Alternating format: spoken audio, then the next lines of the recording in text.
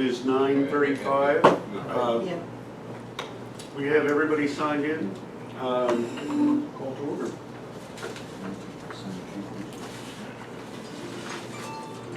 And when we begin with an invocation, Heavenly Father, we give thanks for all that we have today. We ask your advice and your guidance in our oversight over the coastal RTA. We ask your wisdom. We ask your guidance. Help us do the right thing. Help us listen more than we talk. Help us understand the needs of our constituents. In your name we do all of this. Amen.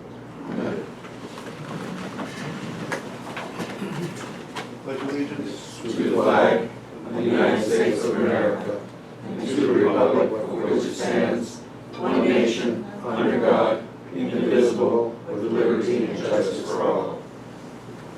Also give thanks for surgery for kidney stones. Medicine is wonderful. Again. Oh, again, yeah. If I could keep all the kidney stones and sell them for something, I would make quite a bit of money. Make a necklace out of it. Yeah. Could we have the roll call, please? Absolutely. Catherine Angelo. Here. Heather Edwards. Here. Daryl Cobb. Here. Billie Jean Johnson. Marvin King. Here. Joseph Lazara. Here. Rob Sheehan. Here. Bernard Silverman. Here. Randall Wallace. Ivory Wilson. Here. Mr. Chairman, we have a quorum. Lynette, Randall's en route, so he'll be Okay. here in a few minutes. Oh, that's true. We're also missing Riddle. Okay. Will he be here, did you say? Yes, sir. He's all agreed. Okay. We have no visitors that I can see around the room. Therefore, we have no need for public comment. With regard to the agenda, I'd like to suggest the addition that came up during the discussion at committee, the finance committee a week ago. A revision of the bylaws is necessary, and it's just a couple of word revision with regard to appointment of officers, or nomination and appointment of officers. So if you could add that into your old business, that would be great. No. I'm sorry, where do you want it? No, it's The compensation. it's compensation plan. Oh, that's right, you're right. It's all tied together though in my head is the problem. Thank you. It's Goodness for the anesthesia. it's under general managers. Yeah. It's the general, the bylaw suggests that we have an annual development of an annual compensation plan. We're not going to develop a new one each year. We're going to revise it and take a look at it. So review it. So we will have that. And you're right, and it sort of got tied back to, in my mind, to the officer. Okay. Yep. We do have a new visitor. Charles Carey, the Oregon Independent. We welcome you, Mr. Carey. Thank you.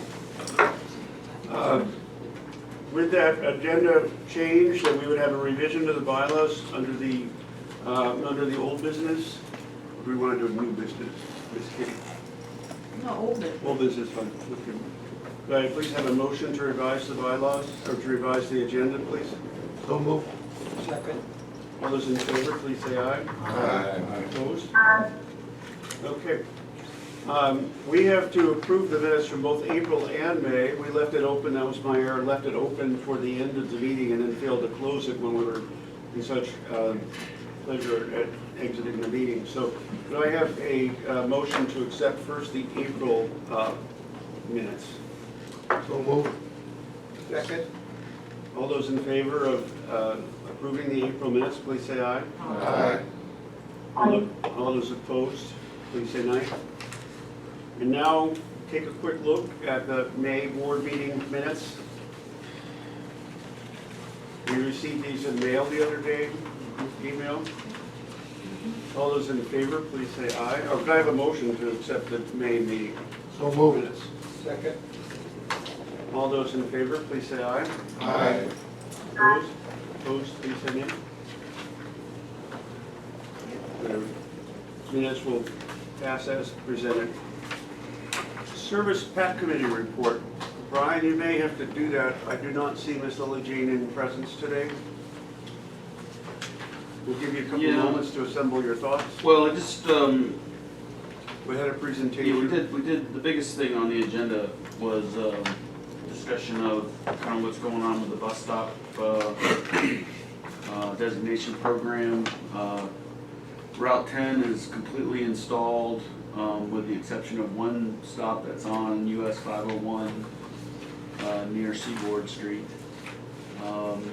We've actually had two that are damaged. So, we're working out the procedures to go fix one on Highway 15 and one somewhere else. Too high or too low? Over near King and Carver, it's just like, Yeah, it's just leaning a little bit, so, somebody hit him well, I'm not exactly sure what's happened to both of them, but, we could have to be careful. I mean, the maintenance of it can't be part of our grant, so we've gotta figure out how we're gonna go deal with all that, so. You know, no time like the present. You figured they'd be up there for a little while, right? Do they have spares though? Sorry? We have Oh, yeah, spares. we have plenty of spares for everything. But you're saying that it's not in, Well, it's not part of the grant. it's not part of the. Yeah, so that would be. We'll see. Not the contract, not the contract. Well, what I'm gonna do is have the contractor repair them, but send me a separate invoice so we can pay it out of operating expense. It was probably the easiest thing to do until we can get our sea lights. We just put a different cost code on it so we don't double dip. I think you Yeah, should it's expect easy. that, Oh, yeah. because this is the way of the world. Well, and it will be an item for facility maintenance for next year's budget. We'll have to put some money in there for. Those are cemented in most cases, Ian, are they not? In most cases, they're not. I mean, it's a base that's completely in the ground except for maybe an inch or so. And then the pole fits down in the base and then they bolt it. I guess it's more than an inch, You know- maybe like 3 It's inches. the base concrete? Years So ago- it's not in concrete necessarily. Years ago, when we put up signs along the Ocean Boulevard, we put them on signage that was there already on poles over there, and they never touched them. Right. Isn't this Well, but great? this is not someone taking them away, it's somebody running them over. Yeah, it's just been getting hit. Look, one of them looks like it got hit by a lawnmower. yeah. So, you know, it is what it is. But we had AECom here for the meeting and they kind of went through all of the steps and they're learning as they go as well in terms of getting these things permitted. And I thought it was a really good presentation on, you know, just the It lift was. required for, It was. for getting a sign in the ground. We are about to submit 15 North and 15 South to Myrtle Beach and SCDOT respectively, and should start putting those up here, you know, in the next month or so. And that's 65 signs, something like that. Still got a little bit of work to do at the airport. We're trying to work it out with them on that one, and so, and I think, I'm trying to think if there's any other privately. We've already worked it out with the hospital. I'd be interested to know what the cost is, the supplemental cost of replacing one of those signs. It is not, frankly, not something I thought of when you were putting the contract together. Right, well, I mean, it's, we have, Well, it's just an incidental need that. we have let us know. 400 locations. Yeah, And we have 500 of each. So I have 100, or a little less than 100 spares. So we've already paid for that, for the materials. well, I'm interested in the cost of the actual labor. Right, it depends on, obviously, the damage. If you're, You could just say yes, Rob. Well, I mean, all you have to do really is bolt it down in the base, it's not just unbolt it and rebolt it. That's what I was trying to get at, is what, you know, how expensive is this? Pretty cheap. Everything is like. Randall, welcome, Yeah, welcome to our board. so, You missed this dog again. so I thought it was a really good presentation. I didn't get the slides from him, but I will and distribute those so everybody can see the slides. He's out on vacation this week, so I'll email him and ask him to send the slides out. The other item for discussion was just an update on what's going on in Georgetown County. I will be on the agenda in their July council meeting which is in late July. I think it's the 23rd. Trying to think of when that is. I think it's the 23rd. Is it really? All right, so maybe I'm not going to Atlanta. I'm just gonna go to some training in Atlanta, but I'll have to send Jay or somebody to go. Yes, it's the 23rd. Okay, so I'm not going to Atlanta, so we'll strike that from the GM's report. But the idea going into the July meeting, into the July council meeting, is to discuss sort of the path forward to adding some additional service down there at some point. I think there's a lot of variables associated with that that we talked about a little bit. But including funding, you know, where we need to serve. There's a lot of people who have been requesting service in some places that we haven't even considered yet. North Santee, which are way down south in Georgetown, in some of those areas. So that's just something that we need to go down there and go through what I would call a typical FTA process for developing routes. Obviously, we're not going to put out any service that we can't afford to do. So that's just want to give you all a comfort level that we're not going to put anything out there that we can't pay for over an extended period of time. And then also ask them to support our facility due diligence project with local match funding from the capital funding they gave us last year. We need about $200,000 for that. So that's something that we'll need to work out with them. So I think part of the strategy is to give them, the opportunity to kind of figure out what kind of service is needed down there. Definitely a lot of gaps, just like there are in Horry County, to consider where we might find some additional funding in order to pull that off. And then, what is that service going to look like? I think that's, a good 9 to 12 month process. And so I'll lay out that process for them and then do our ask and see how things go. Last week, we talked a little about clarifying some funding with them. Is that where we'll do that? Yeah, there's a lot. I mean, there's a lot out there. I mean, the state identified the Georgetown to Myrtle Beach corridor as a corridor of need for the intercity service. So there's a possibility some funding would come from that, and that would open up some possibilities for us. So GSAT's had a brief look on that, I think, that Georgetown corridor. yeah, Not much detail in there. well, no, they're doing a corridor study. Study. Route 17. So Route 17, basically the Georgetown County portion of, well, I guess it's from Georgetown to Merle's Inlet. So looking at treatments, traffic, intersection, those types of things, and we are on that steering committee. So we're involved in that conversation. So in fact, I answered an email. AECom is actually doing that study, so Kurt is already asked, what kind of things are we looking for, so we've let them know. And that's about it in the packet. I got two little Unless things. there's some questions. I got two little things. One is that Brian admits to not doing it, but someone has fixed up the outside there where that grass is coming up to the mulch and whatnot. Admitted to not doing it. And it looks a lot better. And the other thing is that I hope that since we're having to fix these signs anyway as they break and as they get damaged, that we can do it sooner rather than later, since it just makes our surface look shoddy. That's it. Yep. It's amazing the number of light poles, street poles and whatnot that are knocked over on any of these routes. But 17 just seems to, actually every road that I've been on in this area down in Georgetown seems to have more than its healthy share of crazy drivers. Well, it's vandalism too, a lot of it.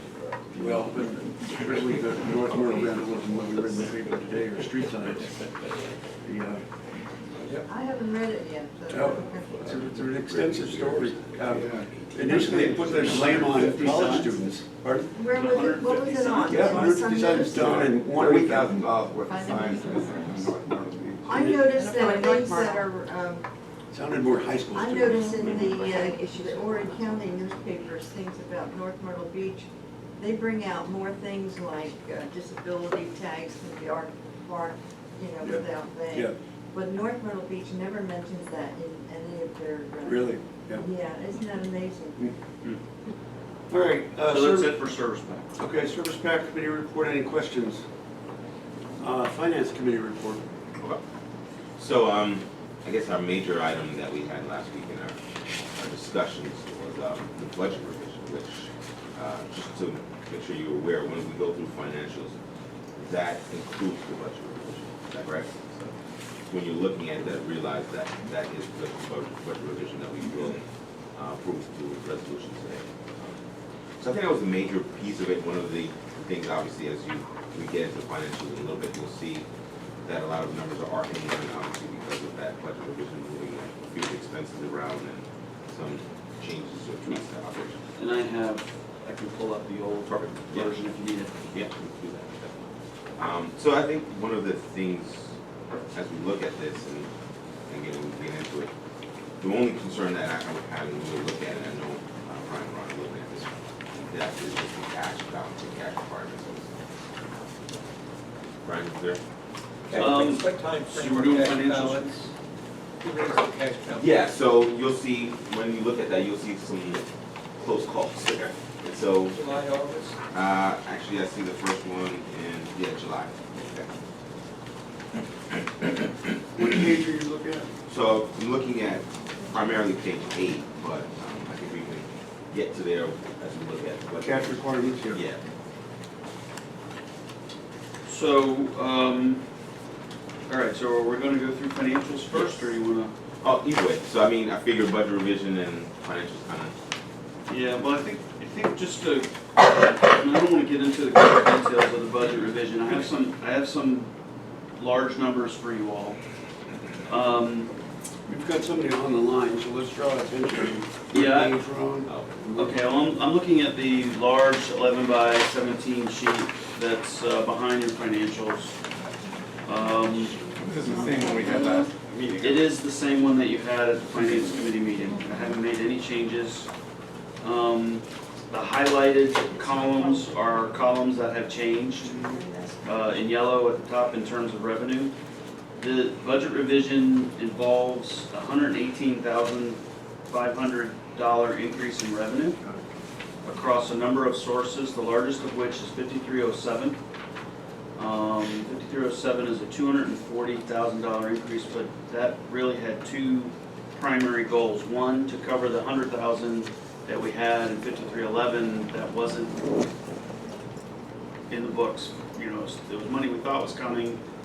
There's timing issues with that. It's probably going to come in the next year. So we need to recover from that. And then the other issue is the cash issue, and bringing in some extra to bring in cash. There is a $159,000 increase in operating expenses. 50 of that is in admin, 70 of it is in maintenance, roughly, and then 40,000 in additional money going to pay down the note. We had 60 in there at the beginning of the year. It's 100 now, but I will also say that we're going to augment that by an additional 20 because we got hurricane funds in. I'm just going to wait until after we get our July county payment before I put that into the bank. So technically, it's $120,000 going to the note. Yeah, quick question on this. Myrtle Beach, most of that debt service has all been going to Orange County. Is Myrtle Beach gonna have an issue with picking up some of that debt service or not? Well, I mean, I know it's discretionary, I'm just curious. I don't think the county so. does. I don't think the county does. I don't know about Myrtle Beach, it's just smaller than the entity. Well, I consider every dollar coming into this authority as regional money. So there are some caveats on it, like some money would use for capital, some, I don't as it seems that most of the local stuff is pretty discretionary, but, you know, as far as the operating. Right. Yeah, Myrtle Beach doesn't What is ask your us concern for again, Ron? If some of the smaller communities would have an issue with us using some of their funding to pay down the note, as opposed to running it 100% to Orion County. Orion County's well aware of it, and they got, you know, obviously. The note was initially obtained for regional purposes, Oh, yeah, I don't disagree with that. services for sure. Yeah. The But, answer to the question is no, I don't think we'll have an issue. okay, as long as you guys get it, I mean, I know that can be a hot button, so I'm just, Yeah, let's not, Okay. yeah, let's not push it. okay. So the reasons for the budget revision was to accommodate the $100,000 less in state funding that we were expecting. It's actually 5311, the rural program. We do have, we're $46,000 ahead in road use fee proceeds with Horry County. It's my understanding that we're actually a little bit ahead on Georgetown as well. So we should see a little bump in our payment in July from Georgetown. I don't think it'll be much, $5,000-6,000 would be awesome. I've taken, reduced the budget for fair revenue down to $495,000, and that's primarily because of the hurricane. It's a $20,000 reduction. I will show you in the GM's report some fairly good news on fare box recovery. I think some of our efforts are working, so I'll show you that data here a little bit later. With that, I'm happy to answer any questions. I know this, I've never been able to improve the format of this, but honestly, the way this is laid out is how I understand it and where I'm getting the money, and I'm happy to answer any other questions. Just one other comment. The capital program has changed a little bit. There was a small increase in the amount of local funds that we're using for capital. And I don't have that number in front of me. I was making notes on it. I won't remember what it was. It wasn't huge, 12 or 15,000, something like that. But I have added in a couple of capital projects that don't technically affect our budget because it's coming from all outside sources, and that's the Eco Lane project. We've got a couple of IT investments that we can make as a result of that. We're homogenizing the tablets on vehicles to tablets that can handle both the Eco Lane software as well as the ride system software. So that's a pretty important thing. And then we have two fairly large investments that we're trying to make. One is a fuel monitoring system. That's in row 8. Yeah, it's in row, yeah, so it doesn't have a number, but it's below row 7. As well as a system that will automatically download and save and archive bus video. We're looking at different prices for that, but basically it's sitting in the lot and it'll download the video. It's not something that we have to go pull the hard drive off the bus, and so that'll help us both in terms of saving it. So we have to buy a server in order to store all that. I'm not sure yet what procedure we'll set in place for how long we save that material. The police but department struggle with that on Yeah, the but body we'll- cam. But I'll be back in touch with you all to let you know where we land on that. The other point to consider there is just the security of that equipment. Our buses physically are, in some cases, over in the parking lot there. Where this equipment will reside, to be sure Well, that this is basically putting an internet connection out on the back of the building. Oh, okay. So there's no additional equipment going on the buses. Okay. It's just making the connection to those video storage units, Okay. Thank you. and pulling the video. So there's nothing really more that goes on the bus. And Brian at some length went into the rationale for the fuel management program. Do you want to give a little bit of Yeah, a well- reason why we're doing that? That is it was something that we considered before, but we pulled back from because there was a fairly large portion of that investment that would stay with this building. But since then, we've had a little bit of movement on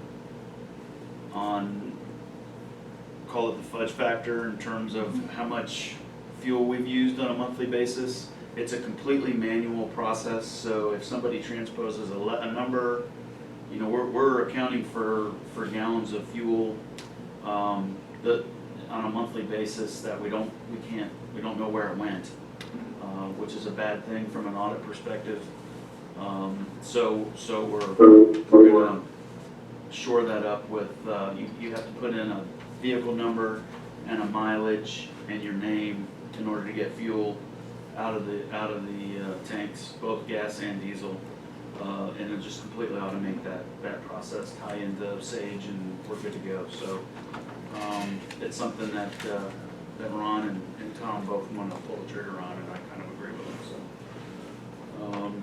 So Is that still something that stays with the building? there's some of it. There's some of it we can take with us. So it's I don't know if I have a breakdown of that, but what we are exploring is looking at trying to purchase it off of state contract.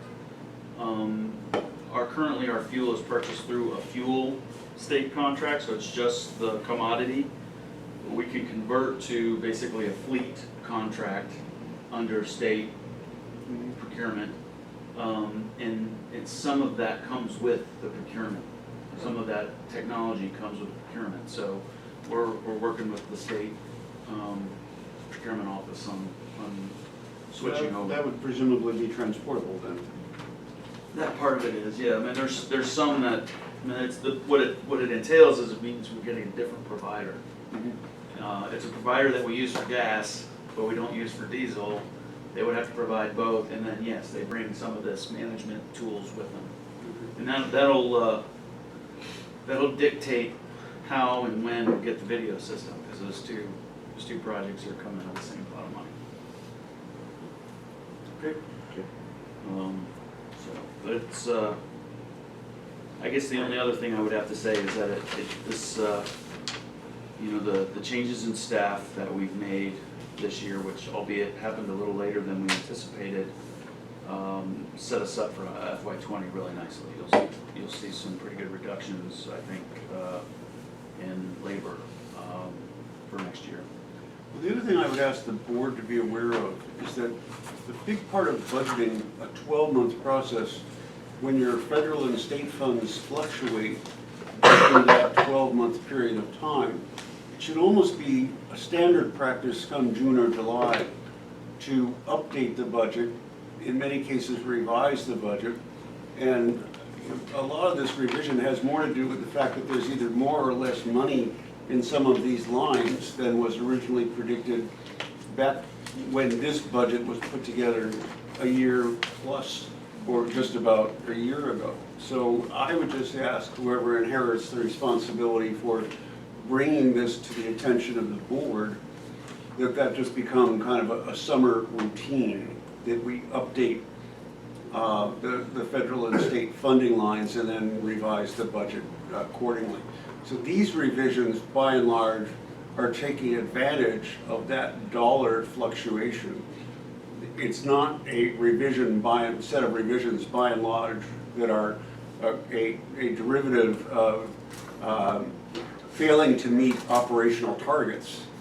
Rather, it's simply not having enough information at the time that the budget is put together to guesstimate what all of those draws are going to be. One of the things we did to address that was we revised that cash flow statement, and we're getting a better handle historically on when these funding streams come in. Yeah. That thing will help us immensely with that problem. Right. And because we'll be able to time out. Unfortunately, it involves doing cash basis financial statements, but it's a really good tool to say, okay, 5311 is going to dry up in February, what are we going to replace it with? So that's one of the things we're doing, and one of the reasons that cash flow statement gets a little dicey is Brian is trying to protect the 5307 funding for that drought. So these are things that, I mean, that cash flow statement lays that out nicely.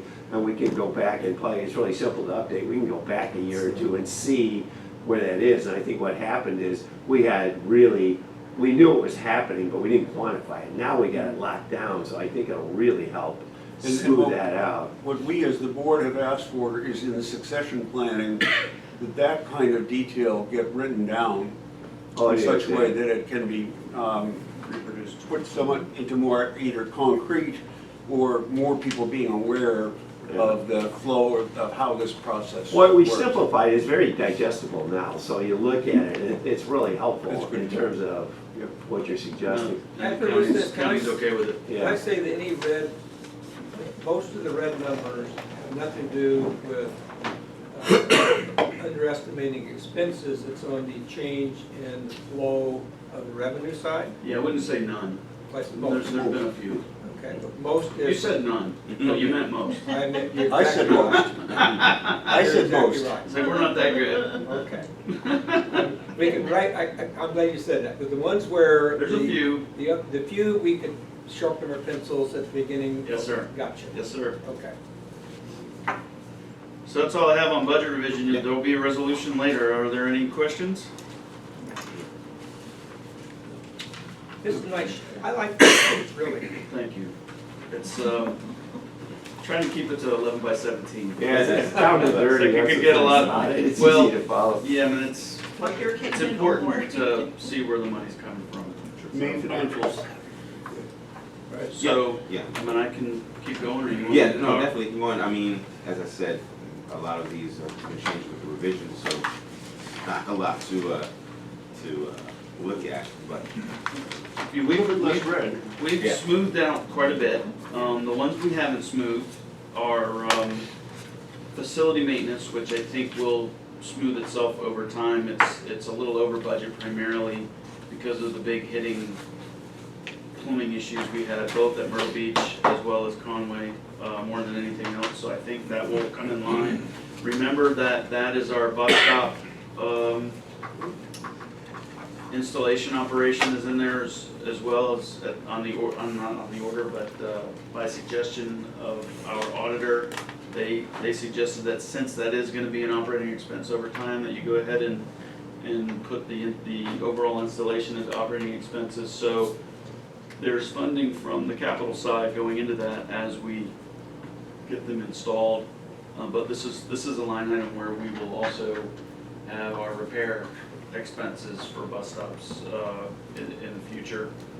Left a little bit in there in fuel. I feel pretty good about fuel moving forward.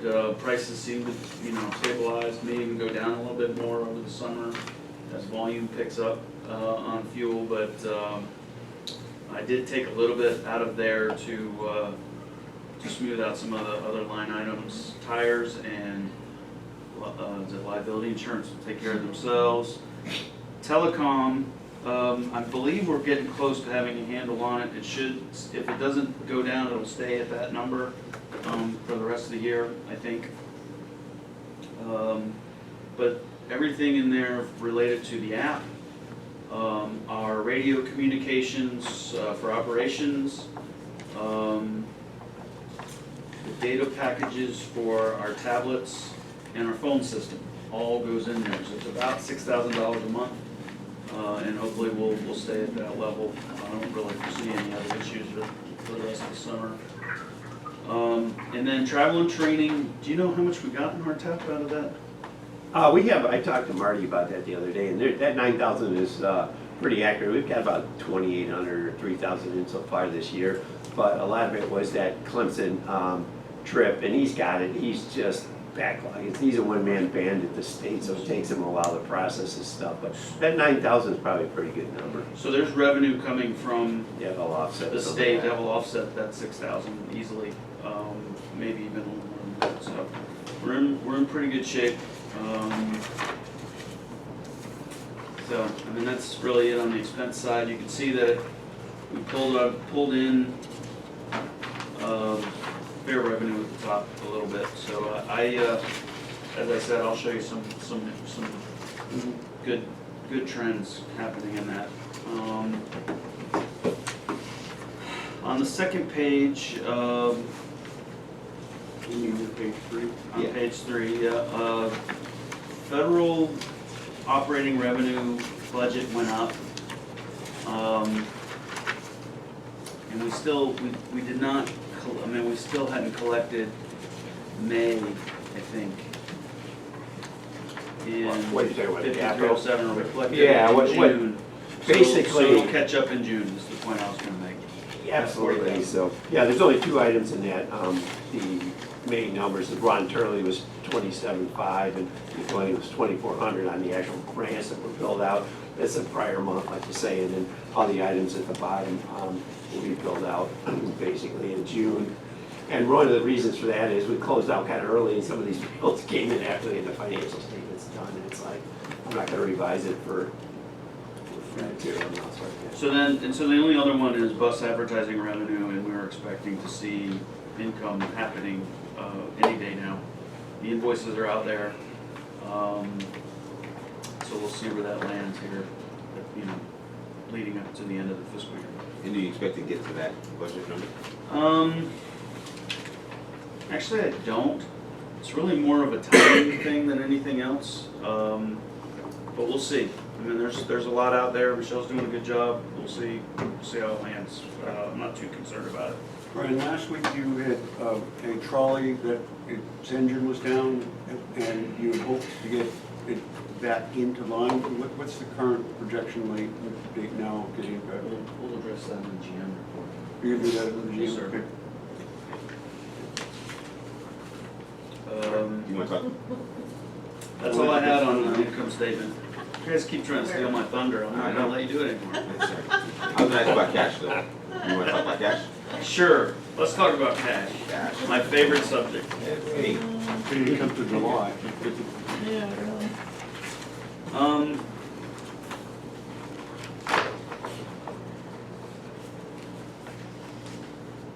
Right now, we're still working towards that payroll that's happening on the 10th. This is that first payroll. I think I'm at, the issue at this point is the Georgetown County funding, which is a couple lines up from that payroll. About halfway down the page, says Georgetown County 90,000. That is gonna turn into a monthly payment. So it's gonna be more like 35. So we were trying to figure out how to adjust for that moving forward. There's a couple of options there. We may ask Myrtle Beach for half of their funding, like we did last year. That was not an issue last year. We'll see if we have to pull in a little bit more 5307, we'll do that. So I think all in all, it's just dicey leading up to that quarterly payment.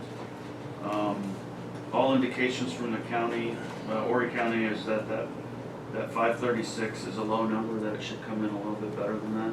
And, you know, if it does, I think we'll be in pretty good shape for the summer, so, for the rest of the summer. So that, that's just kind of what we're focused on right now. so that July 90,000 from Georgetown, is that still gonna be 90 or? No, it's that's gonna the be one? 35. Then that was only 35. So that's our Yeah. focal point right now. Yeah, but if we swap over that Myrtle Beach payment, It's it'll about the make same. a whole. So that's my, And keep in mind, this is Brian's effort to preserve 5307 money, so it's there. And We have to backstop. we're not in Okay. any imminent danger. Just to put your fears aside. well said, Ron. There you Thank you for go. that. Well said. The So- 20,000 for hurricane, you've already received It's that, 35,000. and you've already received that, it's already, Yeah, and we did a distribution, so we Okay. did like we did last time. okay, And then 20 of it's gonna go to the bank now. gotcha. But you're gonna do that after July, you said. Well, once we get, yeah, I don't wanna use up cash prior to I that understand. payroll. But when we get down to cash balance of 16,000, you do or don't have the 20,000 in reserve if it gets tight, I do. in reserve. We're So holding actually- on to until we get So you past that actually point. 36,000.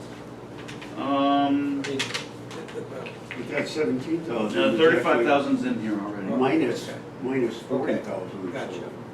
Because of the Georgetown. Okay. So why do you want to say 5307? Why do you want to not, I mean, why, Because I don't wanna go over budget and revenue.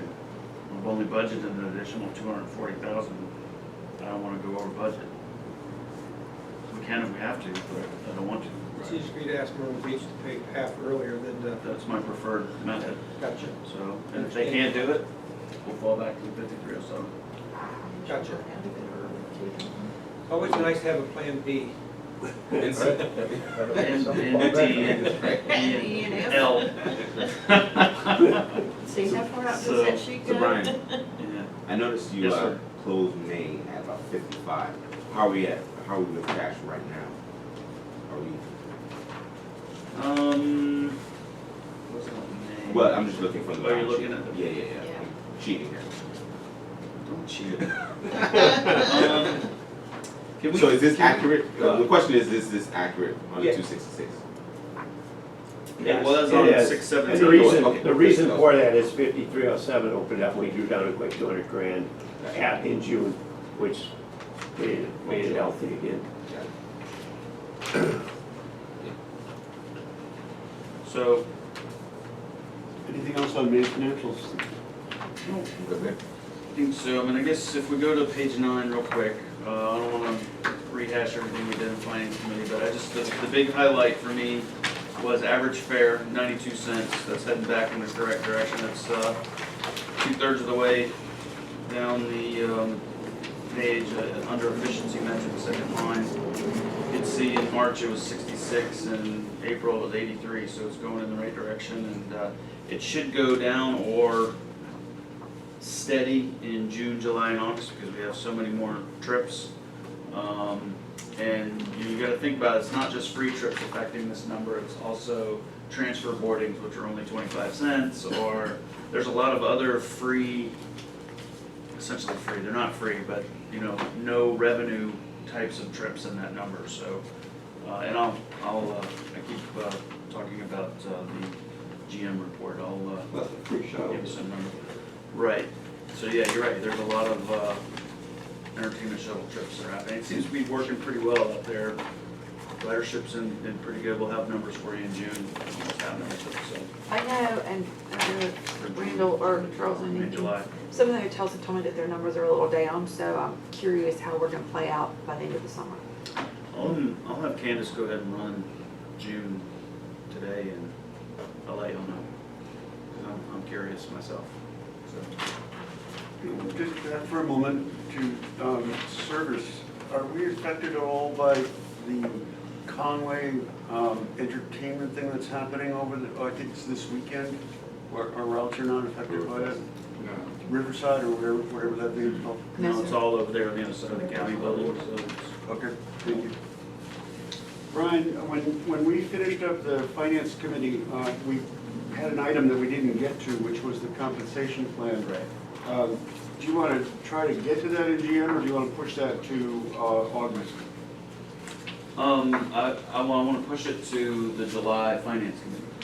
Okay, so people So- should realize, and we're going ahead and we're canceling the service PAC meeting for July. We will just have a finance committee meeting. It might take a little bit longer because we're going to try to, I'd like to get a good understanding of the board, of what the board wants in that compensation plan. So even if you're not on the finance committee of the board, but you are interested in what should be in, or interested in what should be or what is in a compensation plan, plan to come to that July meeting with your thoughts about what you'd like to see in that, because that's a work in progress.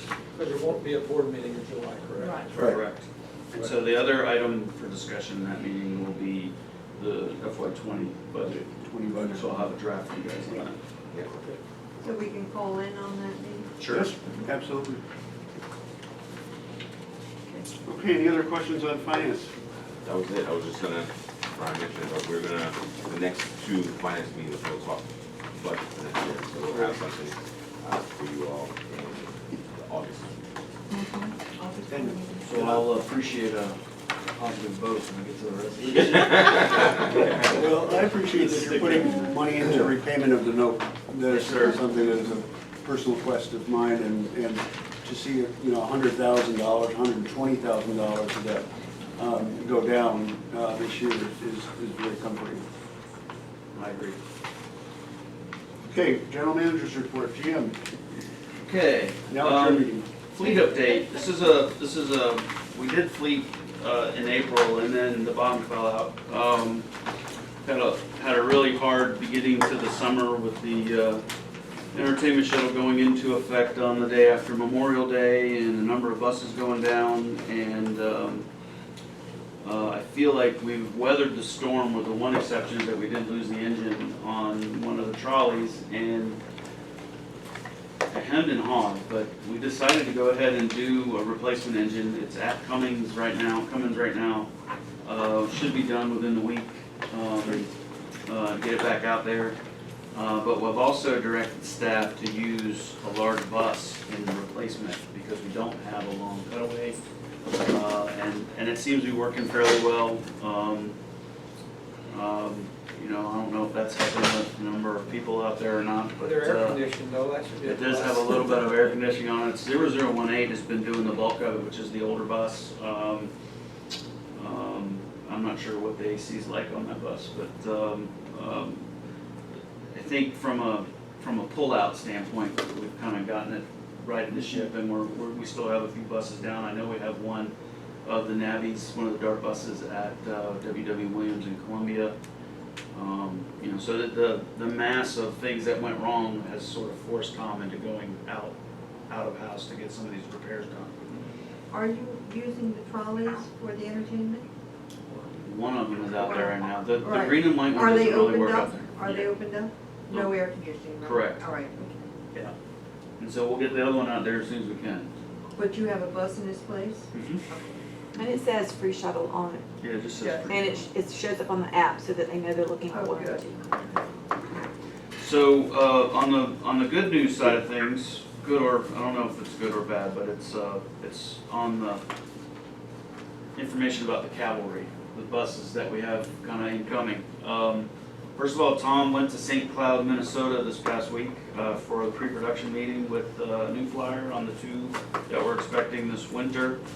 He was informed that the manufacturing of our two buses is actually now going to take place in Alabama, which he was very pleased about because the inspection was going to be in Minnesota in December. And all the Massachusetts blood is out of him, so he didn't want to do that. So now he gets to go to Anniston instead, which is good, and it's either one's fine as far as we're concerned. We are expecting those two New Flyers in December.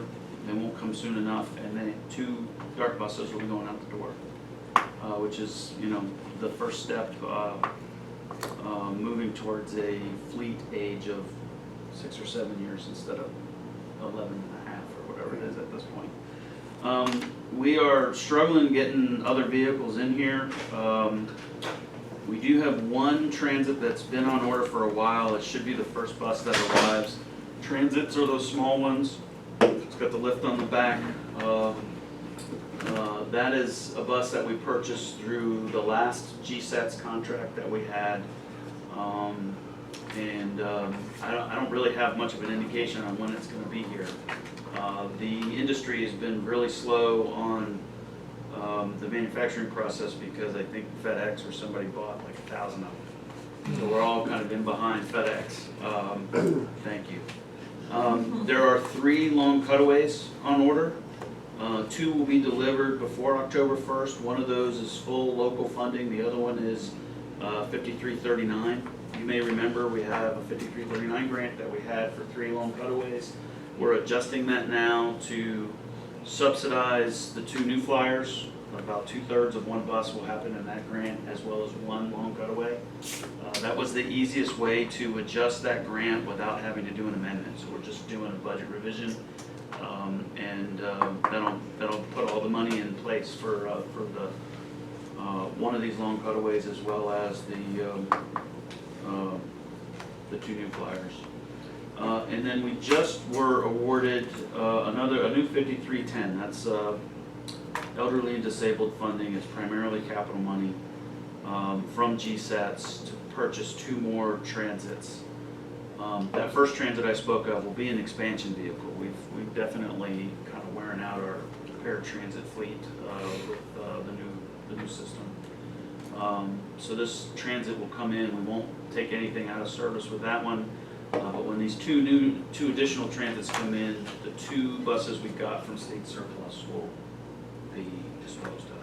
Is that the same capacity on? No, Going out? no, they're a little bit smaller, but, you know, even our productivity on paratransit is 1.25 now. There's still plenty of space, sure, so that's not an issue. And so that's it on fleet update.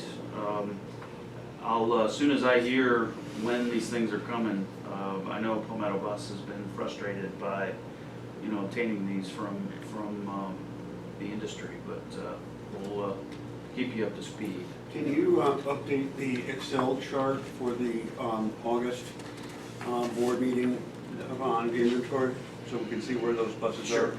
Sure. You know what I mean? The Yeah. buses down the side. and- Yeah, the vehicle status report, Yes. the VSR. Vehicle status report. Where are we with the Mentioned international? that. Write it down.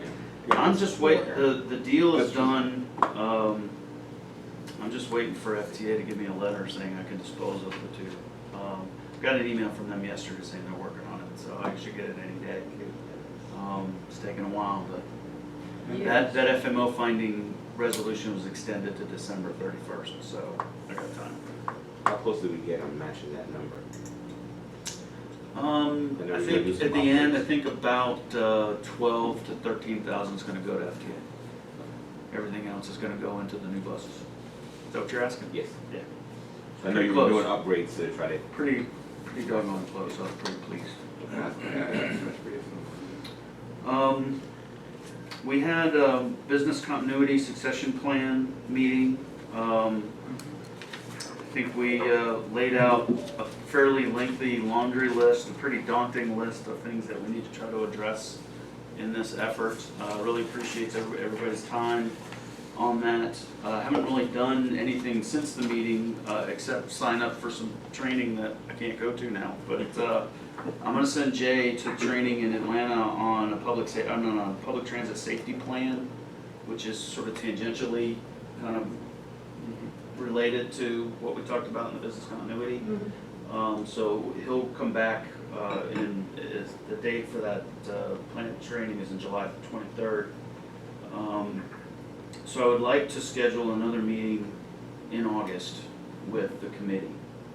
You know, maybe 2 weeks in, something like that. So I'll send out some dates and we can get that set up and at least start developing our plan of attack to kind of. I think it's important to Pick know, these Brian, things up. Brian used the term of business continuity and succession planning. We first started out, we thought it was gonna be succession planning, I think Bernie pointed out. Actually, there's more than succession planning with business continuity, so you roll them into the two focuses, and I think that we made the right decision in the committee. Thank you, Bernie, for pointing that out. Pleasure. I remember doing that. Yeah, you did. Yeah, you I did. appreciate that. Yeah, you did. Okay, so Heather, you should see some flickering on your screen, but I'm putting up some slides. Okay. The last meeting, we talked about what was going on with our fare box recovery as it related to fare box failures, as well as our sort of unwritten policy or unwritten procedure to allow free boarding when we get really late. We haven't completely eliminated that policy, but we have shored it up. I'm still leaving it up to supervisor discretion just to kind of keep the service where we need it. But I'm pretty confident that we've really taken a bite out of the number of fare box failures as well as the amount of time it takes to get them repaired. So we're not in service running free as often. But I'm stand up here for a second. Yeah, I'm gonna turn out the lights and I'm gonna go to sleep. This is the slide that we showed last meeting, and the data is a little bit skewed because we put our SC Works revenue, that's the money that came for the 2 new routes, as well as the air show revenue back in April of 18 in our fare box recovery. So that kind of made these lines. Orange is 2018, and I guess these are all June to May numbers. 2018, 2017, 2019. And you can see the degradation even between 2017 and 2019 in the fare box revenue per boarding. So this is how much money we get per a boarding, anytime anybody enters the bus. And we want this, and this number's never gonna be at $1.50, obviously, unless something like this happens, or we've got a big slug of money coming in from a different source. But, you know, we certainly want it better than 60 or 70 cents, Say better nine- than half of the You say 150. 92 cents earlier? 92 cents is kind of my target. And so the other issue we have with this graph is the scale. Because we had such a high number, I mean, this is going from 0 to 250, and so I wanted to be able to illustrate a few things. First of all, we want to take out that revenue, because it's not really part of the discussion. I also want to take out the trips that are going to be free. But before I do that, this is what the graph looks like by taking out the revenue, and I've also reduced the scale, so you can see a little bit more. And we still have a pretty, I forgot to change this line to green. That's 2019, 2018, or 2018, 2017. It's still below everything else. It's still, you saw a pretty bad reduction here. But you can also see the gap that's widening, and then down here at the end, it's starting to narrow a little bit. All right, and so if I, but this graph still has a lot of entertainment shuttle numbers in it, ridership, and it has the March street riders, which is, you know, $5,000 or $6,000 increase, 5 or 6,000 people ridership increase for March, every March. And so I took that ridership out.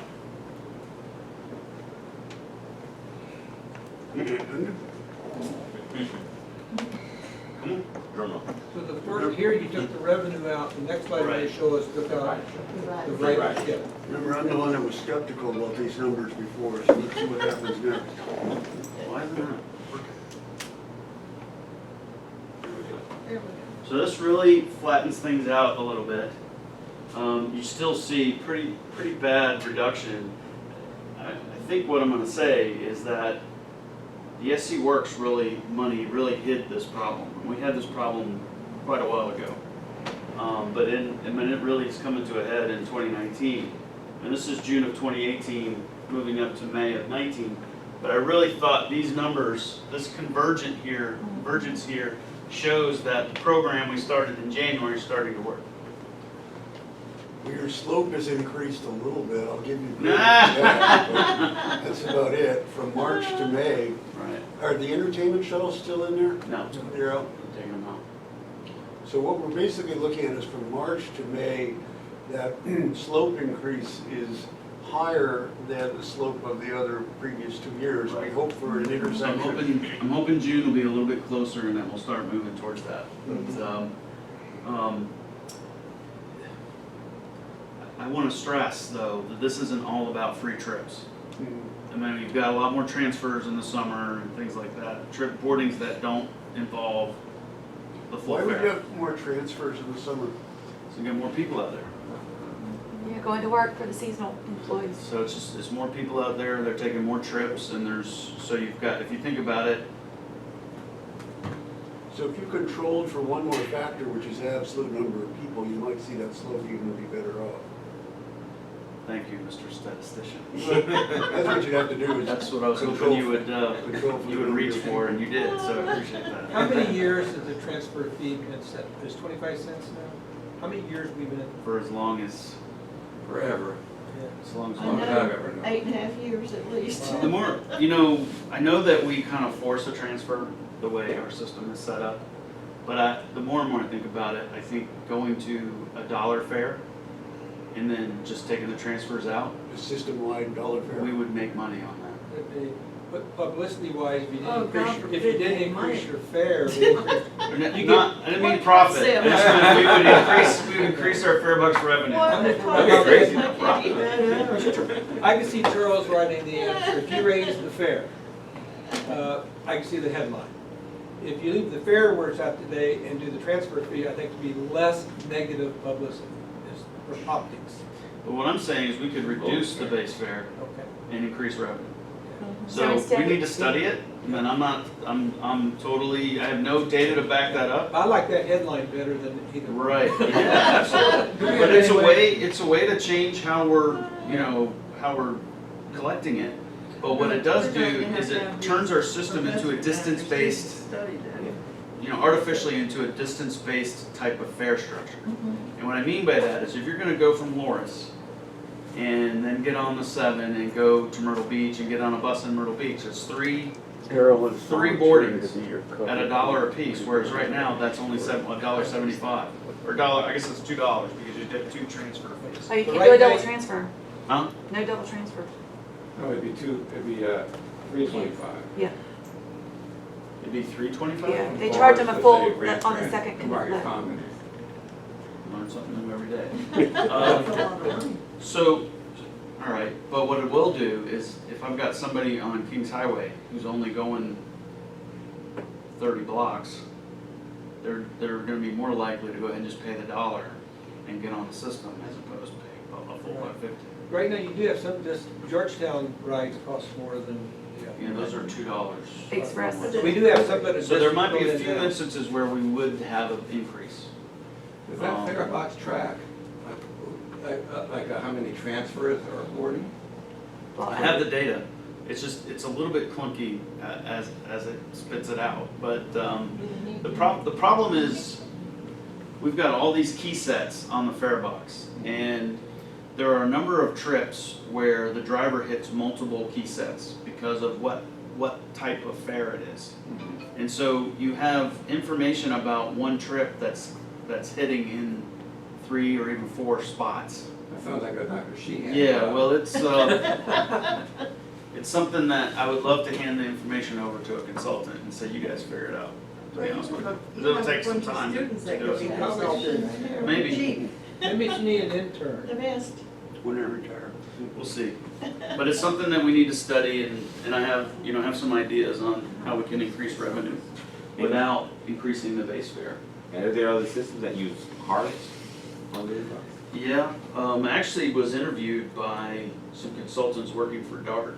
They gave me my name on some mobile types of apps. And I stress to those guys, I would love to do it, but we've got an issue where people are dependent on cash here.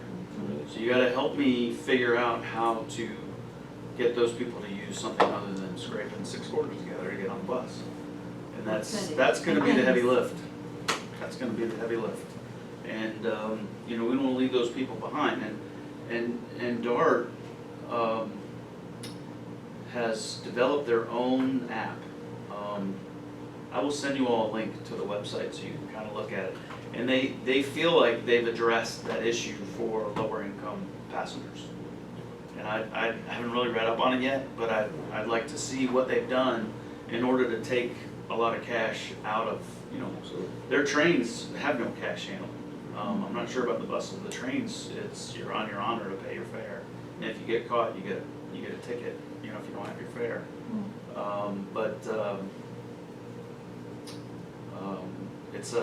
It's a pay-as-you-go type of app.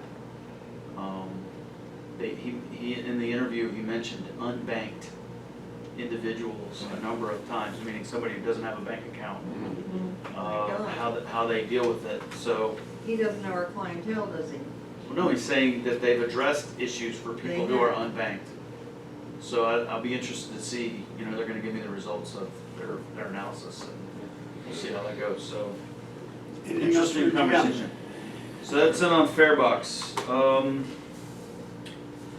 Just wanted to let you all know that there's been some movement on a facility due diligence project. We released what's called an RFI, request for information. What we've done is gone out to the consulting community to let them know it's actually gonna be an RFQ, I think, a request for qualifications. We will be releasing an RFQ for the development of our facilities. And we've asked the consulting community to weigh in on exactly how we should evaluate those proposals, those qualifications packages.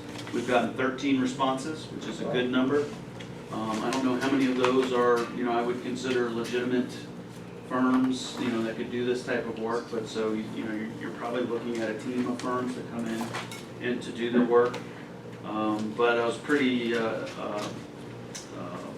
excited that we've got quite a bit of interest out there, and when you're putting $1 million out on the street, you should get some interest, so. Brian, how do you, in other worlds that I've been in, there have been ethical requirements, auditors and whatnot saying that anyone who submits a proposal for an RFP cannot have been involved in setting the criteria or setting the process by which that is evolved. And yet you've gone out and invited the same people who might be submitting the proposal for consultant services to actually tell you what we should be looking for in criteria for consultant services. How do you get around? Is it just that in this particular business that is not considered an issue? It's a completely open process. Everything we get, we publish. I don't know that we'll get a lot of, I mean, we've got, I mean, I guess when I say responses, we've got 13 individual firms that have actually asked for that document that I gave you guys a draft of. So it's what scope, what we want to get done, how we're thinking about evaluating that, and they get to ask questions and say, hey, what if you did it this way? Those types of things. And then whatever we get gets published, and we actually put out our RFQ, how we're going to evaluate. And so yeah, it's Can you touch bases with pretty Henrietta? clean process. Just a phone call, this is what we're doing, our board wants to be sure that this is okay. We've already vetted it with FDA. I don't think I need to do that, honestly. That's not her expertise anyway, so it'd be somebody else, but we've talked to. The world I've lived in, we couldn't do that, so I'm Well, interested in. Well, here's the thing. I mean, first of all, it's not gonna be a price-based evaluation, so it's not gonna be an RFP. It's gonna be an RFQ, so we're gonna base our selection on the qualifications of the proposers as well as what their approach to our projects is. So it's a clean process, and a lot of systems have done it this way, so I'm pretty confident we're doing the right thing. Hello? So, the last thing on my list is, I am going on vacation on Saturday. Going to the Outer Banks, doing our family trip, with my, brother and sister and their families and my parents. So we'll be out of the office next week. Actually, Salvo, Verdanthe, Waves, it's about an hour south of Naxa. Avon, Avon's the next one down there. Love Avon. So we're looking forward to it, and so if you need anything, contact Ron or Tom or Doug, depending on what you need. So that concludes the GM report. Okay. I'll turn the lights back on. Please, 40 minutes again. All right. We have two resolutions to consider. We will ask our resolution reader to do her very best job reading those two resolutions. Waccamaw Regional Transportation Authority, resolution number June 2019-8, approval of FY 2019 budget revision. All right, resolution number 2019-8. Do I have a motion to accept this revision? I make a motion to accept the revision. Second? Any discussion of the revision, please? If there's no discussion, all those in favor, please say aye. Aye. All those opposed, please say nay. All right, the motion passes. Next resolution. Waccamaw Regional Transportation Authority, resolution number June 2019-9, authorization to purchase 2 Ford Transit conversion vans through section 5310 GSATS funding. Okay, resolution number 2019-9. These are things these are not the things that we've discussed before. This is a new resolution for new vehicles. These are not the ones coming and. Well, actually, these are ones that we have ordered. Yeah. I looked for a resolution authorizing applying for them, and I couldn't find them. Okay, so these are the ones. I'm doing some paperwork here. We couldn't have done it because we didn't have the GSAT approval until 2 weeks ago. Yeah, I mean, I think in a perfect world, I should ask for authorization to apply, Oh, and then that's all I would have needed. But Okay, but it these did are happen the that ones. way. all right, can I have a motion to accept resolution number June 2019-9? So moved. Second? All right, any discussion? Ryan, in your discussion earlier, I thought you said that it was only replacing one of the two paratransit vehicles. And this motion in the background says two of them. It's replacing the two vehicles we got from the state surplus. Oh, the state surplus, okay. That's what we're All replacing.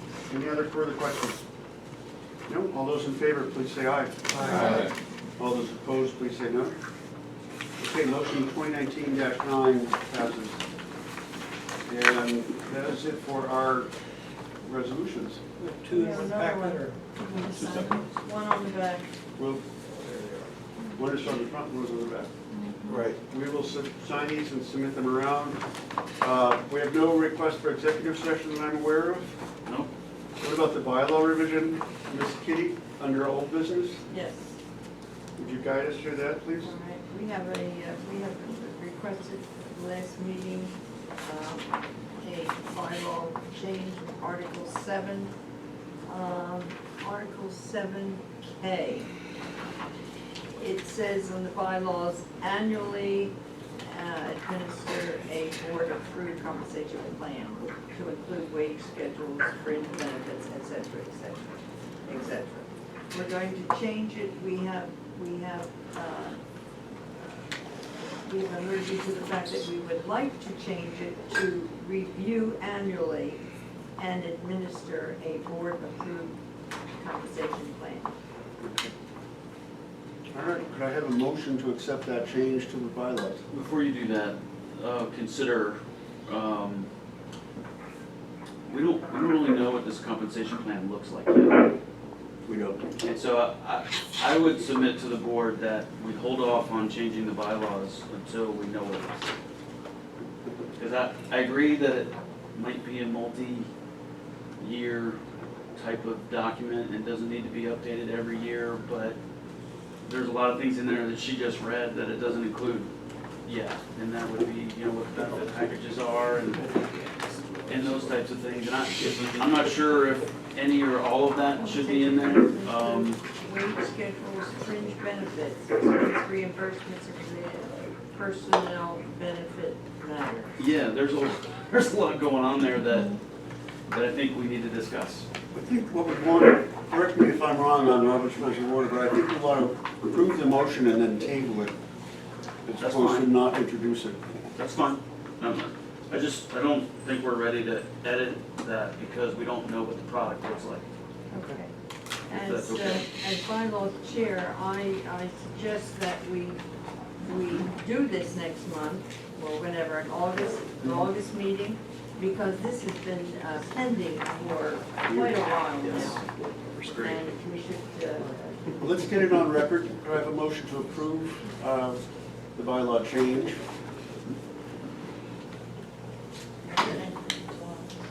Pardon? Yeah, we're going to first approve it, then we're going to There's no table it. motion and no second, we don't need to do anything. It is, yeah. It's just never. It's not on the- It's not. no, it's not on the table yet. We're not, so are we going to table it?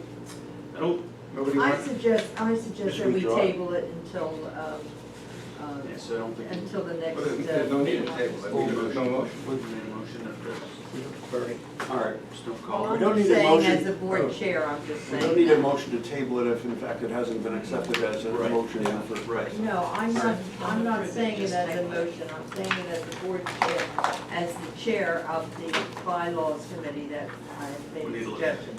All right, well, we'll have it in the minutes that we want it to come to the August board meeting. Thanks. Okay. New business, I was the one to put in the new business item here, so I'll just start off. I don't think we have to take a long time. comment I made to Brian, he started laughing. I said, Brian is probably the most laid-back GM that I've ever worked with in terms of putting up with nuttiness around him and somehow making everything come out okay. But I could envision a day when we've got a GM or someone who, or even a board chair, who wants a flow of information to sort of move in a certain direction. And we ran across something this past week. None of us get as little sleep as Bernie does in terms of reading the media, the news, paying attention to what is happening, anything that has the RTA in it. The whole board hears about, and in some cases, Brian is aware of it, and in other cases, Brian or Michelle are not aware of it. And I think the best thing to do from the point of view of an agency that is now matured and gotten to the point of trust all the way around, that when individual board members see things such as what was on the news report, it was a pretty scaggy news report, I'll be the first to admit, that we forward that information first to Brian or Michelle and ask them to circulate it to the other board members as they feel and need appropriate. And so I don't offer this as in any way a suggestion that anything wrong has been done, but I just simply offer it as a communication protocol for all of us as board members, that going forward, we should probably, our first communication should be either to best to Michelle or Brian or to the board chair, whoever that is, and who will then forward it back to Brian or Michelle, have it be considered. Brian pointed out there's a lot of crazy things that happen on buses that don't make it into the news, or in some cases make it into the news. In this particular case, it made it to a police report, but not yet into the news. So it was very useful information for the GM to have. So this was my reason for putting it on new business, to say, does the board as a whole or individually agree that a communication protocol that works its way through that kind of a chain is most helpful for us? I would say, yeah, I would say go to the chair, and so Brian doesn't get 11, 12 different, Well, responses. That's I could have true. done that too. That's true too, but wasn't this establishment notified of what was going to, that they were looking into it? No. And at that, no? You had to, didn't you give them film? Well- It said in the interview you gave them film. Yeah, we gave them video. I think at that point, somebody should alert us to the fact so that when it comes out on TV, we're not stunned. You know? Well- And I don't think it's your place to do that. I think we have a safety, don't we have a safety person here? Didn't we hire someone? Sure. Well, And he yeah, should I be the mean- one to notify the Or board. Michelle, Well, you have actually- communication. Yeah, I was gonna say, we're the two, Let me say first. I'm not sure we want to notify, you want to be notified of everything, first of all. Second of all, every email that you send as a member of this board is foiable, Yeah. so we gotta be careful of that. And what this whole episode has said to me is, well, gosh, I thought we had a communications policy. And I talked to Michelle, and we did work on one back in 2017 when we were working on our policies and procedures, and it doesn't look like it ever got consummated. So what I would like to do in Service PAC in August is to discuss communication policy. Let's put some parameters on what you want to hear about, what you don't want to hear about, and put something down on paper that board members and staff can agree on completely. You must remember that many of us belong to many organizations, and when they see something like this on TV, they contact you right away, and you think, I don't know what you're talking about. Right. Well, You know, and because there you're should not, be- and you're not informed. Well, but Why I aren't want you to informed? protect you board members from hitting reply all and then saying something that, that for whatever reason is not appropriate for the public record. So that has not happened. We haven't had that kind of an issue yet. But as a maturing agency, we should have something. We should have something in place that helps us understand how to proceed. So I'm not here to suggest a solution if in fact we want to go through a process of formalizing a solution. But mostly to just offer some advice that, at least for right now, we just need to be very careful. And I think whatever you're going with, I would suggest minimizing those channels so that you have a good more control. And that's what I was going to say, was, have Well, we what been if, recognized as the communication team prior, the two of us and the board chair? Yeah. So I think As it long as needs the to board say that chair- and not just have everybody send something to the board, as Kitty was suggesting. But what if I see something on the news, it's on the news, I mean, it's public information, and I send it to you or Brian or Rob, and I never see it come back? So You'll you get a just- reply from so us you if nothing decided. else. You'll get a reply from us if nothing else, and then that will be a decision to make about whether it needs to be It has shared. to be written. So Because what it if- could have been what if something that someone they just did an entertainment shuttle review for me. You know, you could see that on the news. So you have to think positive, not just negative, for things that they could be using for news. Yeah, I think everything, I send everything I send. Well, and Michelle's on all of the blasts and emails and, you know, gets alerted on, you know, certain keywords, and so most of that stuff we see. And yeah, we don't, I mean, this, well, I don't wanna get into the specifics of this particular event, but if it involves somebody on our staff or one of our vehicles, you guys are gonna hear about it. This was between two passengers, they were investigating it, we had no idea they were going after, they were looking for a perpetrator, and so we didn't get it, we didn't see it. So, and it was a slow news day, obviously. So I don't even like the emails, but let's talk about it. I mean, let's figure out where we go with this. Yeah, and what you recommend. Get everybody on the same page, and so we'll start that conversation Put in the the pack in parameters. August. Because it is an issue, and I want you guys to know everything that you want to know. You know, I'm not trying to hide anything. Yep. I just, That's not, my issue is not that I want to know everything that's going on, because I don't know everything that's going on. It's just that I don't you don't want to get want blindsided. Right, but people saying, you know, why don't you know this? Because in the past, and I hate to bring up the past, it's always the board that's blamed for things that don't come out, or things that aren't done. It's always the board. For the lack of transparency. And I will hold, when we have this discussion in August, I will certainly, strongly protect the board in that discussion. And so whatever we come up with, we've got to find a way, because this is a board discussion, of having board protection.